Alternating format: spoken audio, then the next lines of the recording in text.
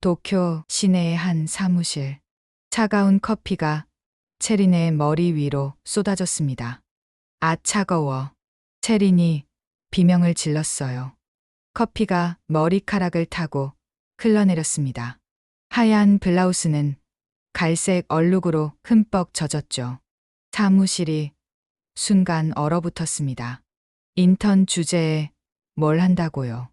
이래서 제대로 된 일본식 교육을 받아야 하는 거예요. 타나카 팀장이 차갑게 말했습니다. 다른 직원들이 킥거렸습니다. 체린의 손이 떨렸어요. 눈물이 날 것 같았지만 참았습니다. 앞으로 이런 실수는 절대 용납 안 됩니다. 알겠나요? 체린은 가슴에 달린 펜을 살짝 만졌습니다. 펜 모양 카메라에 모든 것이 녹화되고 있었습니다. 주인공 체린은 왜 이런 수모를 겪고 있고 왜 몰래 녹화를 하는 걸까요? 이 이야기의 진실의 끝까지 함께 하시죠.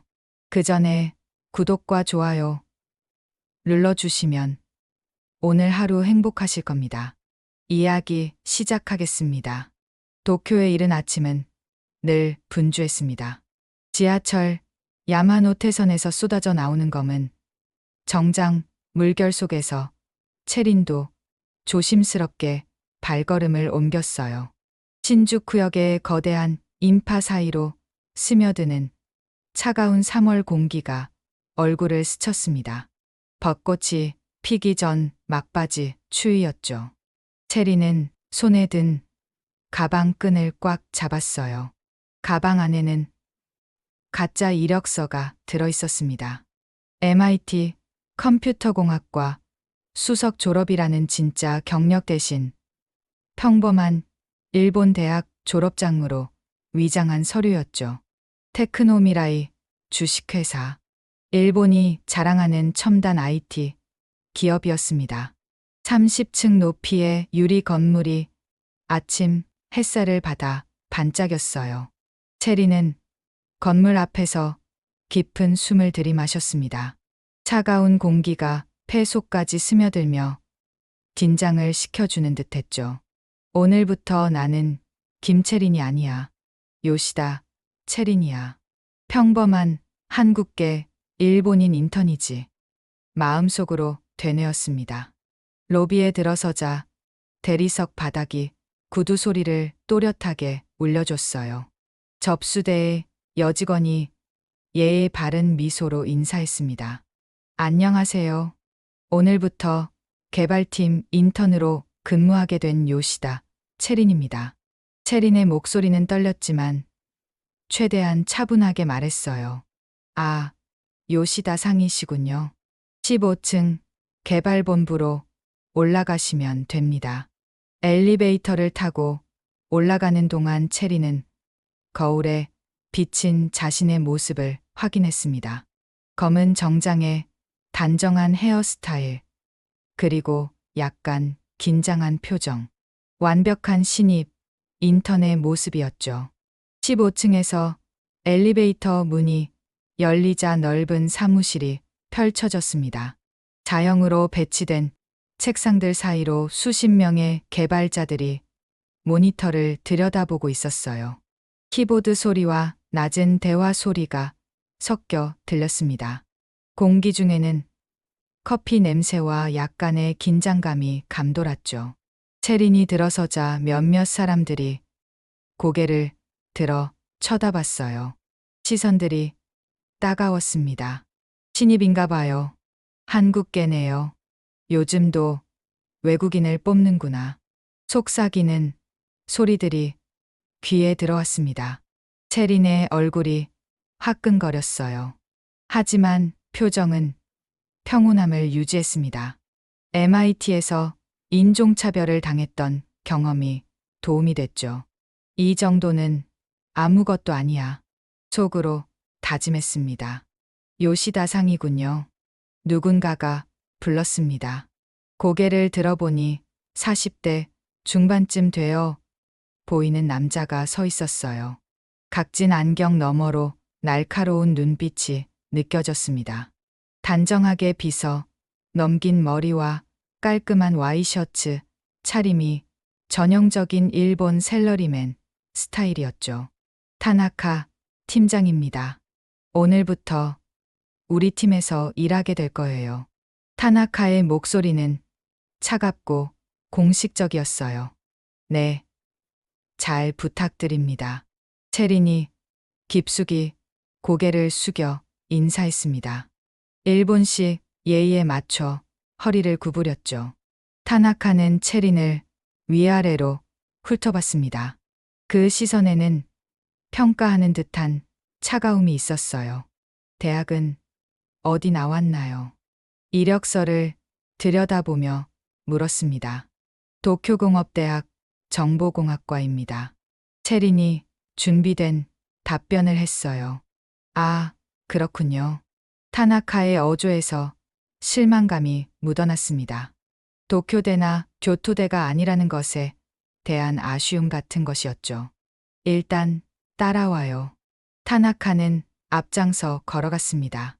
체리는 뒤를 따라가며 주변을 살폈어요. 개발자들의 책상은 최신 장비로 가득했습니다. 대형 듀얼 모니터, 기계식 키보드, 고급 마우스, 모든 것이 효율성을 위해 배치되어 있었죠. 하지만 분위기는 무거웠습니다. 모두가 조용히 자신의 일에만 집중하고 있었어요. 여기가 당신 자리입니다. 타나카는 사무실 구석진 곳을 가리켰어요. 창문도 없고 복사기 옆이어서 소음이 심한 자리였습니다. 낡은 책상 위에는 구형 노트북 한 대가 놓여 있었죠. 다른 직원들이 쓰는 최신 맥북과는 천양지차였습니다. 감사합니다. 체린이 고개를 숙였습니다. 마음속으로는 분노가 끓어올랐지만 참았어요. 아, 그리고 타나카가 돌아서며 말했습니다. 우리 팀은 실력으로만 평가받습니다. 외국인이라고 특별 대우는 없으니까 착각하지 마세요. 그 말에는 경고의 의미가 담겨 있었어요. 알겠습니다. 체린의 목소리는 떨렸지만 단호했습니다. 첫 업무는 타나카가 잠시 생각하더니 미소를 지으며 말했어요. 하지만 그 미소는 따뜻함과는 거리가 멀었죠. 커피 좀 사와요. 팀원들 것까지요. 메모하세요. 그는 급하게 포스트잇에 복잡한 커피 주문을 적기 시작했습니다. 에스프레소 더블샷, 카페라테, 무지방 우유, 바닐라, 시럽 반 펌프, 아메리카노 샷 추가. 15명분의 주문이었죠. 체린의 손이 떨렸습니다. MIT에서 컴퓨터공학을 전공하고 실리콘밸리 기업들로부터 러브콜을 받았던 자신이 커피 심부름을 하게 될 줄은 꿈에도 몰랐어요. 가슴 속에서 뭔가가 툭 하고 끊어지는 소리가 들렸습니다. 하지만 이것도 계획의 일부였죠. 그들이 자신을 무시할수록 방심할수록 진실에 가까워질 수 있을 테니까요. 알겠습니다. 바로 다녀오겠습니다. 체리는 포스트잇을 받아들고 자리를 일어났어요. 복도를 걸으며 주먹을 꽉 쥐었습니다. 기다려. 누가 우리 회사 기술을 빼돌리고 있는지 꼭 밝혀낼 거야. 엘리베이터에 올라탄 체리는 깊은 숨을 내쉬었습니다. 게임은 이제 시작이었어요. 건물 1층 카페는 점심시간이 아님에도 꽤 붐볐습니다. 직장인들이 테이크아웃 커피를 주문하며 하루를 시작하고 있었어요. 체리는 긴 줄 끝에 서서 기다렸습니다. 앞에 선 사람들의 대화가 들려왔어요. 오늘도 야근이겠네. 프로젝트 데드라인이 다음 주인데. 한숨 섞인 목소리들이었죠. 드디어 체린의 차례가 왔습니다. 이것들로 주세요. 포스트잇을 건네며 말했어요. 카페 직원이 눈을 크게 뜨며 주문서를 확인했습니다. 15잔이요. 혼자 들고 가실 수 있겠어요. 걱정스러운 목소리였어요. 네, 괜찮아요. 체린이 억지로 웃으며 대답했습니다. 커피가 준비되는 동안 체리는 창밖을 바라봤어요. 도쿄의 거리는 여전히 바빴습니다. 정장을 입은 사람들이 분주하게 걸어다니고 택시들이 끊임없이 지나갔죠. 모든 것이 효율성과 시간에 쫓기는 듯 보였어요. 마치 거대한 기계의 톱니바퀴처럼요. 주문하신 커피 나왔습니다. 직원이 불렀어요.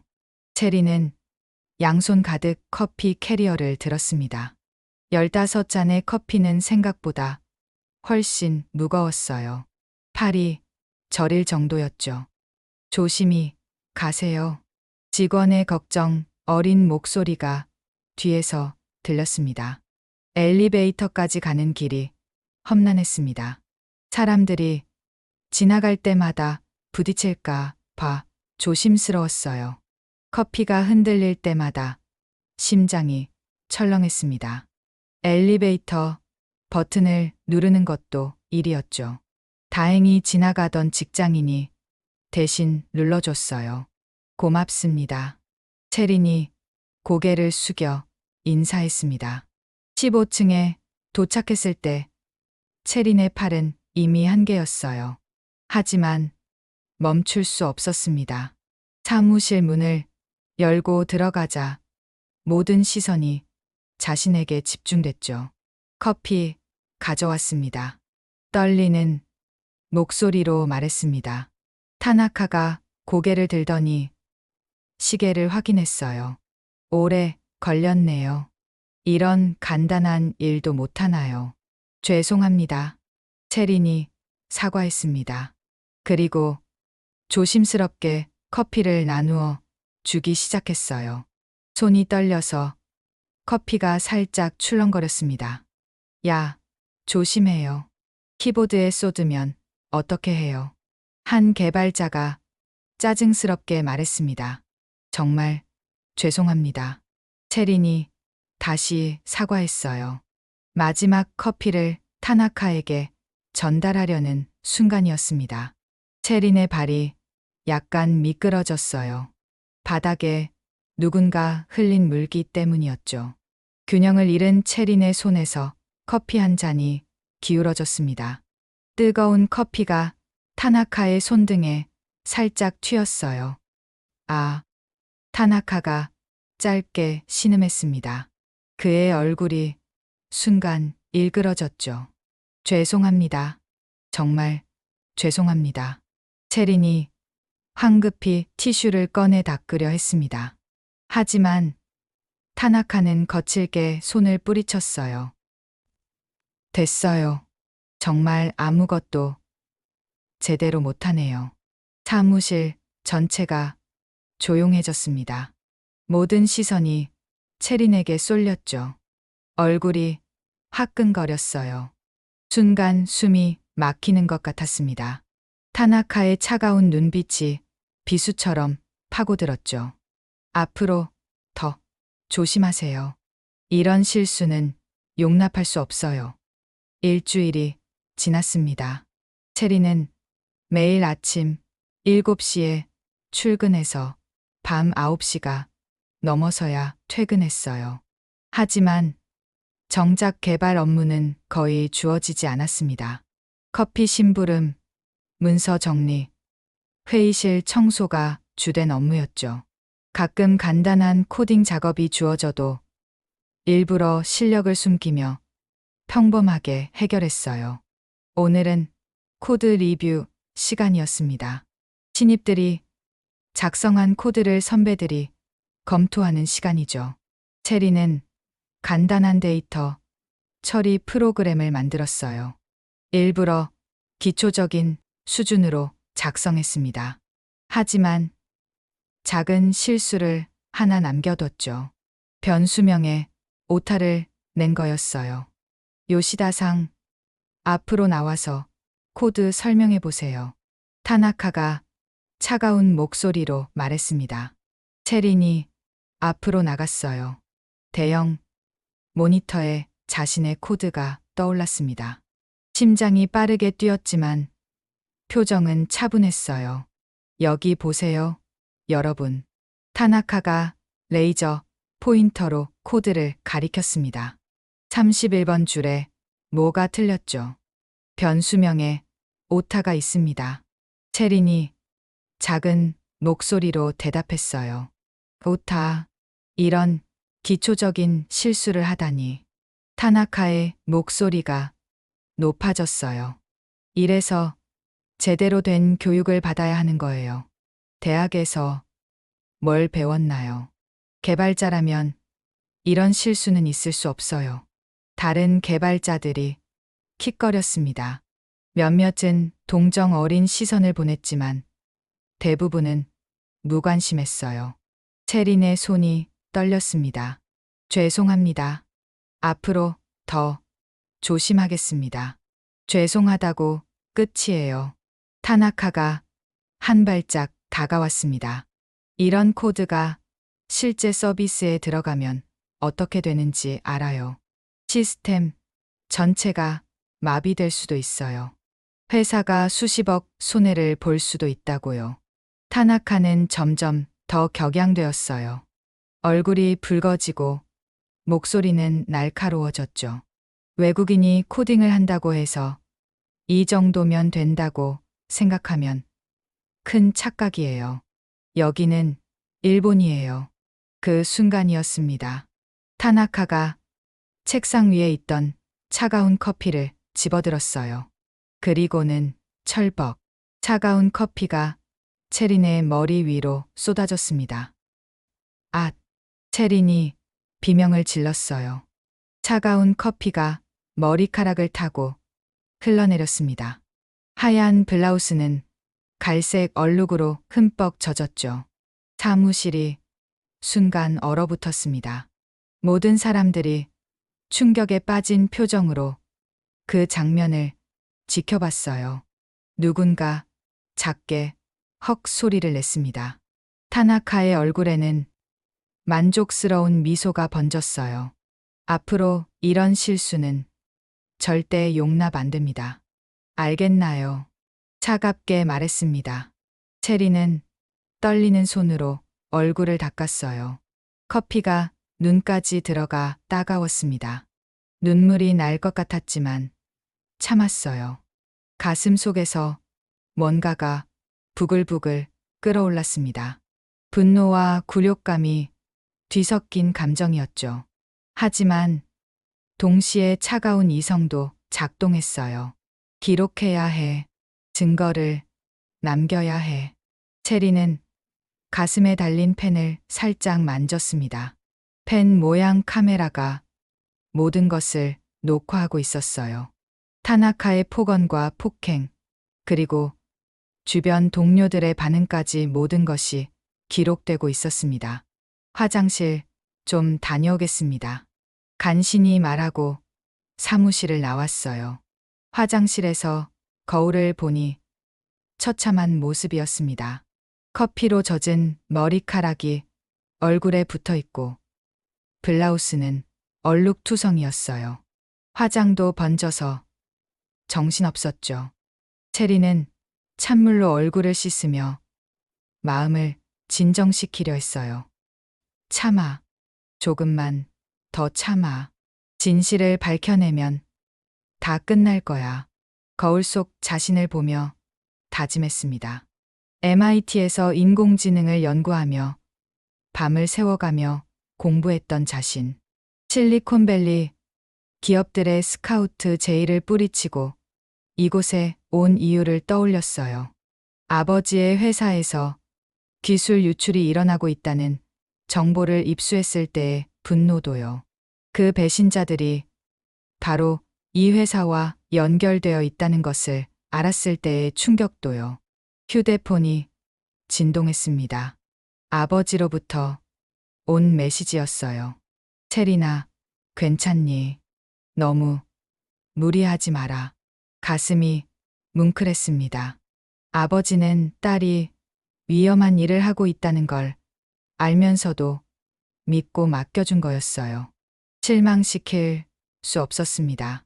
화장실에서 나와 사무실로 돌아가는 길에 정미선 아주머니를 만났습니다.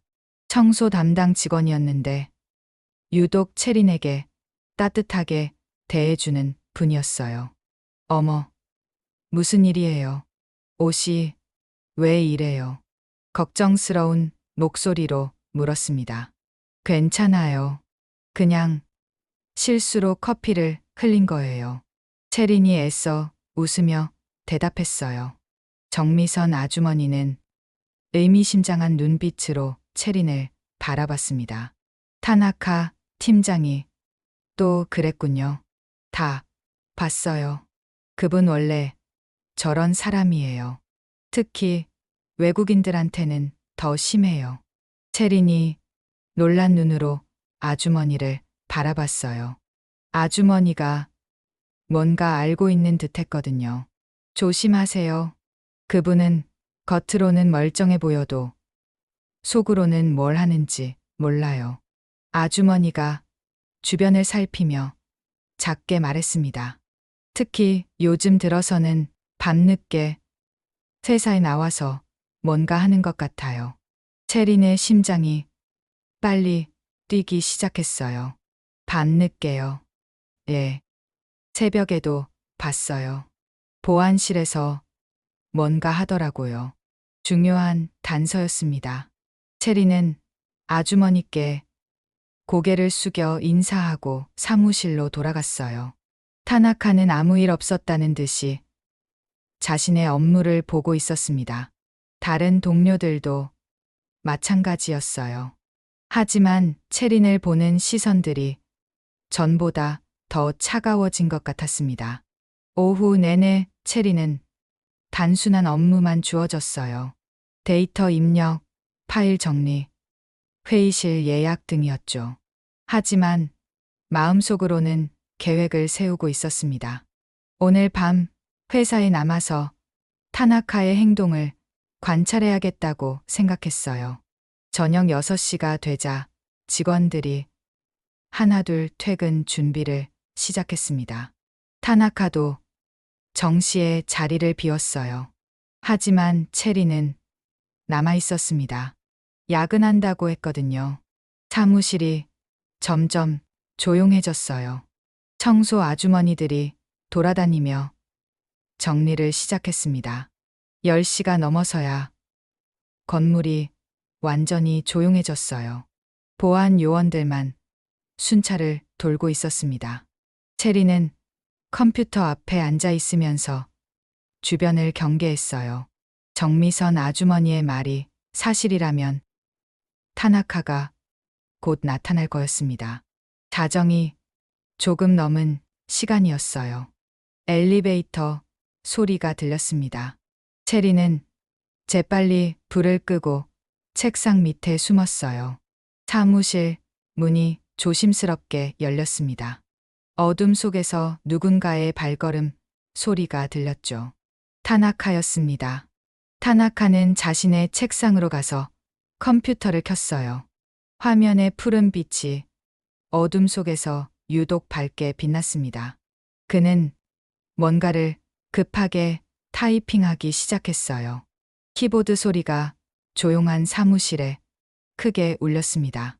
체리는 조심스럽게 고개를 들어 상황을 관찰했어요. 타나카는 여러 개의 파일을 USB에 복사하고 있었습니다. 화면에 떠오른 파일명들을 보니 모두 기밀 프로젝트와 관련된 것들이었어요. 인공지능 알고리즘, 보안 프로토콜, 고객 데이터베이스까지요. 이때 타나카의 휴대폰이 진동했습니다. 그는 전화를 받았어요. 네, 준비됐습니다. 내일 새벽에 전송하겠습니다. 돈은 약속대로 준비해 주세요. 일본어로 대화하고 있었지만 체리는 알아들을 수 있었어요. 대학 시절 일본어를 부전공했거든요. 바로 그거였습니다. 체린이 찾던 증거였어요. 타나카가 회사 기밀을 외부로 유출하고 있었던 거죠. 휴대폰으로 조심스럽게 동영상을 촬영했습니다. 어둠 속에서도 화면의 빛 덕분에 타나카의 모습이 선명하게 보였어요. 1시간 정도 지나자 타나카가 작업을 마쳤습니다. USB를 주머니에 넣고 컴퓨터를 끄더니 조심스럽게 사무실을 나갔어요. 체리는 한참을 더 기다렸다가 책상 밑에서 나왔습니다. 심장이 쿵쾅거렸어요. 드디어 결정적인 증거를 잡은 거였습니다. 하지만 이것만으로는 부족했어요. 더 확실한 증거가 필요했습니다.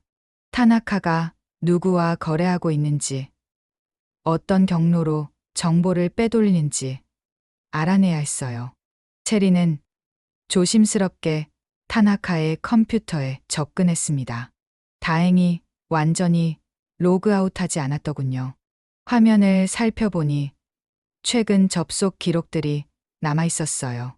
중국의 한 IT 회사 서버에 여러 차례 접속한 흔적이 있었습니다. 시노테크라는 회사였어요. 체리는 그 정보를 휴대폰으로 촬영했습니다. 모든 증거를 수집하고 나서야 안심이 됐어요. 집으로 돌아가는 길에 체리는 복잡한 마음이었습니다. 증거는 확보했지만 여전히 위험한 상황이었어요.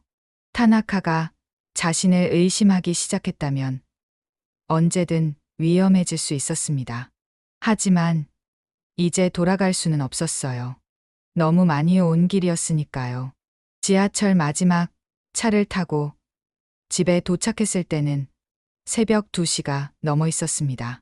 작은 원룸에 들어서니 하루 종일 쌓인 피로가 몰려왔어요. 하지만 바로 잘 수는 없었습니다. 오늘 수집한 증거들을 정리해야 했거든요. 노트북을 켜고 촬영한 동영상들을 확인했어요. 타나카가 기밀 파일을 복사하는 장면, 전화 통화하는 모습, 그리고 컴퓨터 화면의 접속 기록까지 모든 것이 선명하게 담겨 있었습니다. 이 정도면 충분한 증거가 될 거였어요. 하지만 문제가 하나 더 남아 있었습니다. 이 증거들을 어떻게 활용할 것인가였어요. 단순히 회사에 신고하는 것만으로는 부족했습니다. 타나카 같은 사람은 교묘하게 빠져나갈 방법을 찾을 거였어요. 더 확실하고 결정적인 방법이 필요했습니다. 체리는 아버지에게 메시지를 보냈어요. 중요한 증거를 확보했다는 내용이었습니다. 새벽임에도 금세 답장이 왔어요. 조심해라. 너무 위험하면 언제든 그만둬도 된다. 아버지의 걱정이 느껴졌습니다. 하지만 체리는 이미 결심했어요. 끝까지 가보겠다고요. 그날 밤 체리는 오랫동안 잠들지 못했습니다.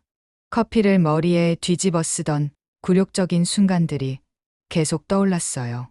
타나카의 차가운 눈빛, 동료들의 무관심한 표정, 그리고 자신을 무시하던 모든 순간들이요.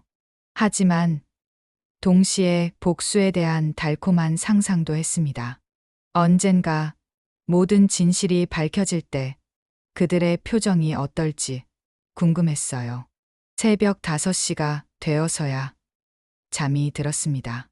알람이 울리는 7시까지는 겨우 2시간이었어요. 하지만 포기할 수 없었습니다. 오늘도 출근해서 평범한 인턴 역할을 계속해야 했거든요. 타나카가 의심하지 않도록 더욱 조심해야 했어요. 거울 앞에 선 체리는 피곤한 얼굴을 화장으로 가렸습니다. 다크서클을 컨실러로 덮고 창백한 얼굴에 블러셔를 발랐어요. 평범한 인턴 요시다 체린의 모습을 완성했습니다. 하지만 눈빛만은 어제와 달랐어요. 더 단단하고 결연해진 눈빛이었습니다. 오늘부터는 진짜 게임이 시작될 거였어요. 타나카와의 심리전, 증거 수집, 그리고 최종적인 복수까지. 모든 것이 완벽하게 계획대로 진행되어야 했습니다. 실수는 용납될 수 없었어요. 체리는 깊은 숨을 들이마시고 집을 나섰습니다. 오늘도 길고 험난한 하루가 시작될 거였어요. 다음 날 아침, 체리는 평소보다 일찍 출근했습니다. 어제 밤 발견한 증거들로 인해 한숨도 제대로 자지 못했지만 오히려 정신은 더 또렷했어요. 타나카보다 먼저 사무실에 도착해서 평범한 업무를 하고 있는 모습을 보여줘야 했거든요. 의심받을 만한 행동은 절대 해서는 안 됐습니다. 사무실에 들어서자 아직 아무도 출근하지 않은 조용한 공간이 펼쳐졌어요. 형광등만이 차갑게 빛나고 있었습니다. 체리는 자신의 자리에 앉아 컴퓨터를 켰어요. 어제 하다만 데이터 입력 작업을 계속하기 시작했습니다. 키보드를 두드리는 소리만이 정적을 깨뜨렸죠. 아침 8시 반. 직원들이 하나둘 출근하기 시작했어요. 평소와 다름없는 일상이었습니다. 커피를 마시며 하루를 시작하는 사람들, 어제 야근의 피로가 덜 가신 듯한 표정의 개발자들, 그리고 늘 그렇듯 무표정으로 들어오는 타나카까지요. 타나카는 체린을 힐끗 보더니 자신의 자리로 갔습니다. 그의 표정에서는 별다른 변화를 읽을 수 없었어요. 어제 밤 자신의 은밀한 행동을 누군가 목격했으리라곤 생각하지 못하는 듯했습니다. 체리는 안도했지만 동시에 더욱 경계심을 늦추지 않았어요. 요시다상, 타나카가 불렀습니다. 오늘은 특별한 업무가 있어요. 체린이 고개를 들자 타나카는 두꺼운 파일 뭉치를 책상에 올려놓았어요. 이것들을 전부 엑셀로 입력해 주세요. 오늘 안에 끝내야 해요. 파일을 열어보니 수백 페이지에 달하는 데이터였습니다. 손으로 입력하면 하루 종일 걸릴 양이었죠. 알겠습니다. 체린이 대답했어요. 하지만 마음속으로는 의문이 들었습니다. 이런 단순 반복 작업을 인턴에게 맡기는 것이 정상적인 업무 배분일까? OCR 프로그램을 사용하면 금세 끝날 일을 굳이 수작업으로 시키는 이유가 뭘까? 혹시 자신을 바쁘게 만들어서 다른 일에 신경 쓰지 못하게 하려는 의도일까? 생각이 꼬리를 물고 이어졌지만 일단은 주어진 업무에 집중했어요. 의심받을 만한 행동을 해서는 안 됐거든요. 체리는 성실하게 데이터를 입력하기 시작했습니다. 하지만 틈틈이 주변 상황을 관찰하는 것도 잊지 않았어요. 점심시간이 되었습니다. 다른 직원들은 335 모여 식당으로 향했지만 체리는 자리를 지키고 있었어요. 도시락을 싸와서 책상에서 먹고 있었습니다. 그때 정미선 아주머니가 청소를 하러 왔어요. 어머, 점심도 안 드시고 뭐 하세요? 걱정스러운 목소리였어요. 일이 많아서요. 체린이 작게 웃으며 대답했어요. 정미선 아주머니는 주변을 살핀 다음 체린에게 가까이 다가왔습니다. 어제 밤에 또 왔더라고요. 작은 목소리로 말했어요. 타나카 팀장이요. 체린의 심장이 빨라졌습니다. 몇 시쯤이요? 새벽 1시쯤요. 보안실 근처에서 뭔가 하던데. 체린은 고개를 끄덕였어요. 아주머니의 정보는 항상 정확했습니다. 그분 조심하세요. 뭔가 수상해요. 정미선 아주머니가 다시 한번 당부하고는 청소를 계속했어요. 체리는 도시락을 먹으면서도 머릿속으로는 계획을 세우고 있었습니다. 오후가 되자 타나카가 회의실로 체린을 불렀어요. 프로젝트 브리핑이 있다고 했습니다. 회의실에는 타나카 외에 다른 개발자 2명이 더 있었어요. 모두 선배들이었죠. 체리는 가장 끝자리에 앉았습니다. 오늘부터 새로운 프로젝트를 시작합니다. 타나카가 화이트보드에 뭔가를 그리기 시작했어요. 인공지능 기반 보안 시스템 개발이에요. 체린의 귀가 번쩍 뜨였습니다. 바로 자신의 전문 분야였거든요. MIT에서 연구했던 주제와 거의 동일했어요. 이 프로젝트는 극비입니다. 타나카가 강조했어요. 외부 유출은 절대 금지예요. 서약서도 따로 작성해야 합니다. 체리는 조용히 듣고만 있었어요. 하지만 마음속으로는 확신했습니다. 이것이 바로 타나카가 빼돌리려는 기술이구나. 자신이 개발에 참여하면서 동시에 감시할 수 있는 절호의 기회였어요. 요시다상은 데이터 수집과 정리를 담당하세요. 타나카가 역할을 분배했어요. 가장 단순한 업무였지만 체리는 불만을 표하지 않았습니다. 오히려 고마웠어요. 프로젝트 전체를 볼 수 있는 위치에 있게 됐으니까요. 알겠습니다. 최선을 다하겠습니다. 회의가 끝나고 체리는 새로운 업무에 배정됐어요. 인공지능 학습용 데이터를 정리하는 일이었습니다. 겉보기에는 단순해 보였지만 실제로는 프로젝트의 핵심을 파악할 수 있는 중요한 위치였죠. 체리는 데이터를 분석하면서 프로젝트의 전체적인 구조를 이해하기 시작했어요. 며칠이 지났습니다. 체리는 낮에는 성실한 인턴 역할을, 밤에는 타나카의 행동을 감시하는 이중 생활을 계속했어요. 타나카는 정기적으로 새벽에 회사에 나와서 데이터를 빼돌렸습니다. 체리는 그때마다 몰래 촬영하며 증거를 수집했어요. 그런 어느 날이었습니다. 오후 4시쯤 타나카가 갑자기 체린을 불렀어요. 보고서 좀 가져와요. 2층 자료실에 있어요. 체린이 자료실로 향하는 동안 타나카는 자신의 컴퓨터에서 뭔가 작업을 했어요. 체린이 돌아왔을 때는 이미 화면을 정리한 후였죠. 이상했습니다. 자료실에 가는 동안 본 것은 평범한 업무 관련 서류들 뿐이었어요. 굳이 자신을 보낼 필요가 없는 일이었죠. 혹시 타나카가 자신의 감시를 눈치챈 걸까? 체리는 불안해졌어요. 하지만 겉으로는 아무렇지 않은 척했습니다. 그날 밤 체리는 평소보다 더 조심스럽게 행동했어요. 혹시나 해서 사무실에 숨어 있다가 타나카를 감시하려 했습니다. 하지만 타나카는 나타나지 않았어요. 새벽 2시까지 기다렸지만 결국 포기하고 집으로 돌아갔습니다. 다음 날 아침 출근하자마자 이상한 분위기를 느꼈어요. 동료들이 수근거리고 있었거든요. 무슨 일이에요? 체린이 옆자리 동료에게 물었습니다. 어젯밤에 보안 시스템에 이상이 있었대요. 누군가 무단으로 서버에 접근하려 했다고. 체린의 가슴이 철렁 내려앉았어요. 혹시 자신의 행동이 발각된 걸까? 아니면 타나카가 의도적으로 함정을 판 걸까? 온갖 생각이 머릿속을 스쳤습니다.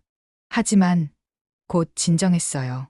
증거도 없고 확실한 것도 없었으니까요. 일단은 평소처럼 행동하기로 했습니다. 그날 오후 타나카가 전체 회의를 소집했어요. 보안 강화에 대한 내용이었습니다. 최근 해킹 시도가 증가하고 있으니 모두 주의하라는 내용이었죠. 특히 외부인의 접근을 철저히 차단해야 한다고 강조했어요. 체린을 보는 타나카의 시선이 유독 날카로웠습니다. 회의가 끝난 후 타나카가 체린을 개별 면담했어요. 요시다상, 최근에 이상한 일은 없었나요? 밤늦게 회사에 있거나 다른 사람이 접근 권한이 없는 곳에 가거나. 체린의 심장이 빨리 뛰었지만 침착하게 대답했어요. 아니요. 저는 항상 정해진 업무만 했어요. 그렇군요. 타나카가 의미심장한 미소를 지었어요. 혹시 모르니까 물어본 거예요. 보안이 중요하니까요. 체리는 고개를 끄덕였지만 속으로는 확신했어요. 타나카가 자신을 의심하고 있구나. 이제 정말 조심해야 할 때가 왔어요. 그날부터 체리는 더욱 신중하게 행동했습니다. 평소보다 일찍 퇴근하고 야근도 하지 않았어요. 타나카의 감시 활동도 잠시 중단했습니다. 대신 다른 방법을 생각해야 했어요. 정면한 승부로는 이길 수 없을 것 같았거든요. 며칠 후 기회가 왔습니다. 회사에서 대규모 시스템 업데이트를 진행한다고 했어요. 모든 직원의 컴퓨터를 점검하고 보안 프로그램을 새로 설치하는 작업이었죠. 이때를 틈타 타나카의 컴퓨터에 몰래 접근할 수 있을 거였어요. 업데이트 당일 IT 지원팀이 각 부서를 돌아다니며 작업을 했습니다. 체리는 자원봉사를 신청해서 작업을 도왔어요. IT 직원들과 함께 다니며 컴퓨터를 점검하는 역할이었죠. 타나카의 컴퓨터 차례가 왔을 때 체리는 작업을 자처했습니다. IT 직원이 잠깐 자리를 비운 사이 체리는 신속하게 타나카의 컴퓨터를 조작했어요. 숨겨진 폴더들을 찾고 최근 파일 전송 기록을 확인했습니다. 그리고 결정적인 증거를 발견했어요. 중국 시노테크 회사와 주고받은 이메일들, 금전거래 내역, 그리고 빼돌린 기술 문서들의 목록까지 모든 것을 USB에 복사하는 데는 채 5분도 걸리지 않았어요. IT 직원이 돌아오기 전에 모든 작업을 마쳤습니다. 자연스럽게 원래 업무로 돌아간 체린의 가슴은 빠르게 뛰고 있었어요. 드디어 결정적인 증거를 확보한 거였습니다. 그날 밤 체린은 USB에 담긴 자료들을 정리했어요. 타나카의 범죄 행위가 체계적이고 지속적으로 이루어졌다는 것을 보여주는 완벽한 증거들이었습니다. 이제 이 자료들을 어떻게 활용할지 결정해야 했어요. 단순히 회사에 신고하는 것만으로는 충분하지 않았습니다. 다음 날 아침, 체리는 특별한 계획을 세웠어요. 타나카를 완전히 무너뜨릴 수 있는 완벽한 복수를 준비하기로 했습니다. 그는 자신에게 커피를 뒤집어 씌우며 굴욕을 준 것을 후회하게 될 거였어요. 모든 것은 정확한 타이밍이 중요했습니다. 회사에서는 다음 주에 중요한 프레젠테이션이 예정되어 있었어요. 새로운 보안 시스템 프로젝트를 투자자들에게 발표하는 자리였습니다. 타나카가 주도적으로 발표를 맡았죠. 체리는 바로 그 순간을 노렸어요. 가장 많은 사람들이 지켜보는 가운데서 진실을 폭로하기로 한 거였습니다. 프레젠테이션 전날 밤, 체리는 마지막 준비를 했어요. 수집한 모든 증거들을 정리하고 동영상을 편집했습니다.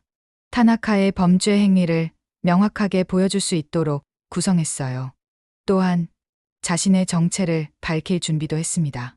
더 이상 요시다, 체린이라는 가면을 쓰고 있을 필요가 없었거든요. 프레젠테이션 당일 아침, 체린은 평소와 다른 옷을 입었어요. 저렴한 정장 대신 고급 브랜드 수트를 선택했습니다. 머리도 다시 스타일링했어요. 오늘은 김체린으로서 당당하게 나설 거였거든요. 거울 속 자신을 보며 마지막 다짐을 했어요. 오늘 모든 것이 끝날 거야. 회사 대강당은 이미 많은 사람들로 가득했어요. 투자자들, 임원들, 그리고 전 직원들이 모여 있었습니다. 무대 위에서는 타나카가 발표 준비를 하고 있었어요. 자신만만한 표정이었죠. 하지만 곧 그 표정이 어떻게 바뀔지 체리는 알고 있었어요. 발표가 시작됐습니다. 타나카는 능숙하게 프로젝트를 소개했어요. 새로운 보안 시스템의 장점, 기술적 혁신성, 시장에서의 경쟁력 등을 자세히 설명했습니다. 청중들은 집중해서 듣고 있었어요. 모든 것이 순조롭게 진행되고 있었죠. 바로 그때였습니다. 체린이 자리에서 일어났어요. 잠깐만요. 큰 소리로 말했습니다. 모든 시선이 그녀에게 쏠렸어요. 타나카의 얼굴이 순간 굳었습니다. 뭐야? 누구야? 신입 인턴인데 웅성거리는 소리가 들렸습니다. 발표에 심각한 오류가 있습니다. 체린이 당당하게 말했어요. 무슨 소리야? 앉아. 타나카가 소리쳤습니다. 얼굴이 붉어졌어요. 하지만 체리는 무대로 걸어갔습니다. 손에는 노트북이 들려 있었어요. 지금 소개하신 기술은 이미 중국 시노테크 회사로 유출됐습니다. 체린의 말에 강당이 술렁거렸어요. 헛소리 하지 마. 보안팀, 저 여자 끌어내. 타나카가 다급하게 외쳤습니다. 그때 회사 사장이 일어났어요. 잠깐, 계속 들어봅시다. 그의 한마디에 모두가 조용해졌어요. 체리는 자신의 노트북을 대형 화면에 연결했습니다. 그리고 동영상을 재생했어요. 화면에는 타나카가 새벽에 기밀 파일을 복사하는 장면이 나타났습니다. 이어서 중국 회사와 주고받은 이메일들, 금전거래 내역들이 차례로 공개됐어요. 관객석이 소란스러워졌습니다. 타나카는 무대로 뛰어올라 체린에게 달려들었어요. 거짓말이야. 조작된 거야. 그는 체린을 밀치며 소리쳤죠. 외국인 주제에 감히 내가 누군데. 주먹을 치켜들며 위협했습니다. 그 순간 체린은 조용히 말했어요. 저는 외국인 인턴 요시다. 체린이 아닙니다. 시간이 멈춘 듯 했어요. 저는 MIT 컴퓨터공학과를 수석으로 졸업한 김체린입니다. 충격적인 고백에 대강당이 얼어붙었어요. 타나카의 주먹이 공중에서 멈췄습니다. 뭐라고? 그의 얼굴이 하얗게 질렸어요. 체린은 가발을 벗었습니다. 단정하게 묶은 머리가 길게 풀어졌어요. 아버지의 회사에서 기술 유출이 일어나고 있다는 정보를 입수하고 그 배후를 찾기 위해 위장 취업을 했습니다. 그 결과 타나카 팀장의 범죄 행위를 모두 밝혀냈습니다. 믿을 수 없다는 표정들이었어요. 사장이 무대로 올라왔습니다. 그의 얼굴에는 충격과 분노가 섞여 있었어요. 이것이 모두 사실인가요? 체린이 고개를 끄덕였어요. 모든 증거가 여기 있습니다. USB를 건네며 말했어요. 타나카는 무릎을 꿇었습니다. 모든 게 끝났다는 걸 알았던 거예요. 죄송합니다. 죄송합니다. 그때 경찰이 들어왔어요. 미리 신고해둔 거였습니다. 타나카 씨, 기업기밀 유출 혐의로 체포합니다. 수갑이 채워졌죠. 타나카는 끝까지 체린을 노려봤어요. 처음부터 다 계획한 거였어. 아니에요. 체린이 고개를 저었어요. 저는 그저 진실을 찾으려 했을 뿐이에요. 당신이 직접 보여준 거죠.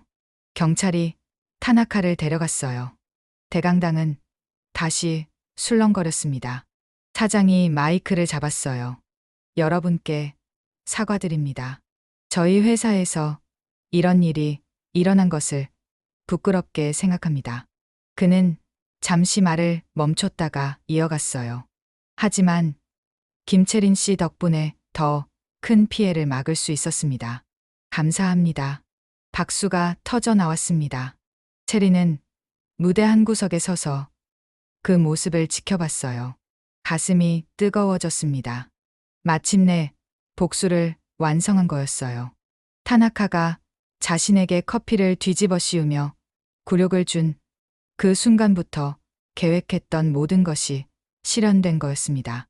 발표회가 끝나고 많은 사람들이 체린에게 다가와 인사했어요. 용기 있는 행동이었다. 대단하다는 칭찬들이었죠.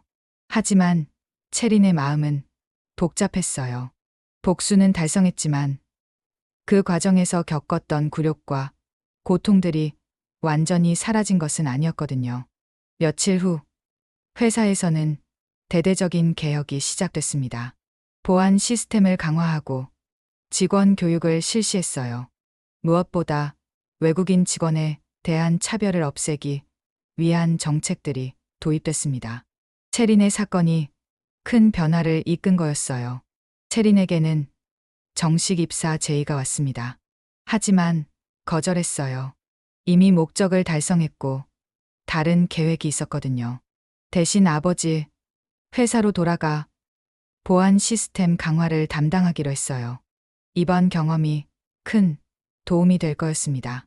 마지막 출근일, 정미선 아주머니가 작별 인사를 하러 왔어요. 정말 대단한 일을 해냈네요. 하지만 많이 힘들었죠. 걱정스러운 목소리였어요. 괜찮았어요. 좋은 경험이었어요.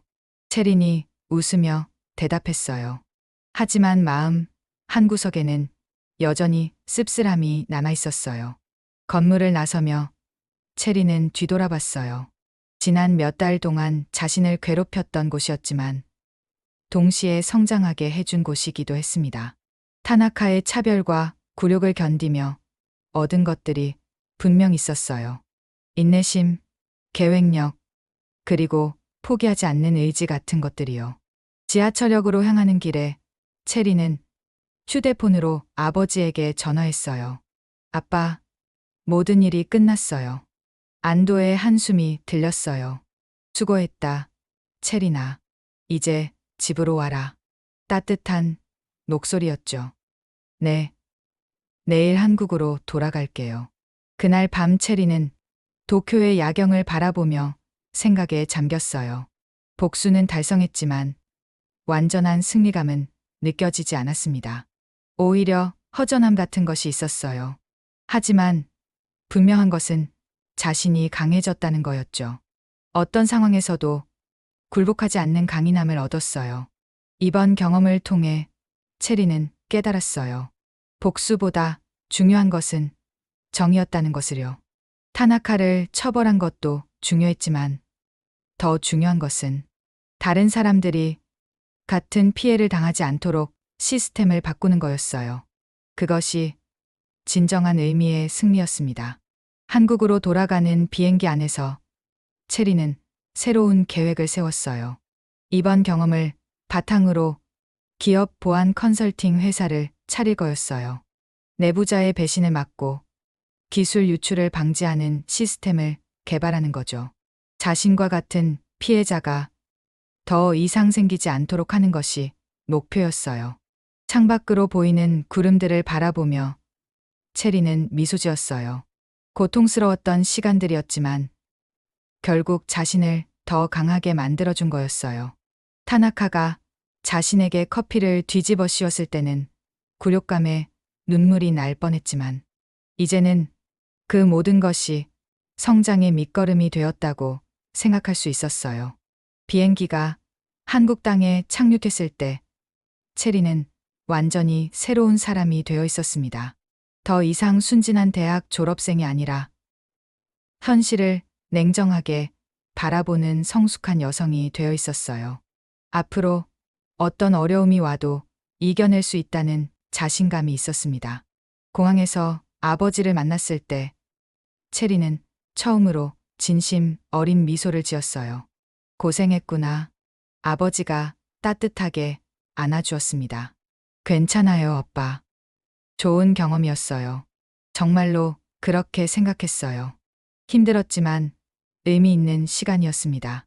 그날 밤 집에서 체리는 오랜만에 깊은 잠에 들었어요. 긴장과 스트레스에서 벗어나 편안한 잠이었습니다. 꿈속에서도 미소를 짓고 있었어요. 이제 새로운 시작이었거든요. 과거의 굴욕은 미래의 성공을 위한 발판이 될 거였어요.